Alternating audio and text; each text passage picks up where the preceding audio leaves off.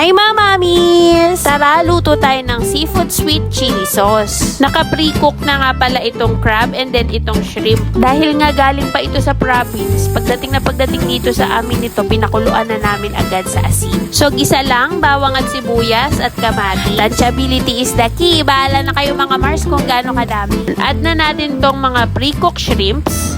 Add na rin natin tong alimango. At ang mag-e-enhance ng lasa nito mga Mars, itong Sprite. Dalawang mismo size lang ang nilagay ko. Palabasin lang natin mga Mars yung kaluluwa niya. And then, ayan na, pwede na yan i-set aside. At bago ko pa makalimutan mga Mars, maglalagay din tayo dito ng mais. Naka-pre-cook na rin to make our life easy. Charis. Ayan, gawin na natin yung sauce. Paglalagay lang tayo ng tomato sauce and then itong sweet chili sauce. And then, maglalagay tayo ng April Boy Reno.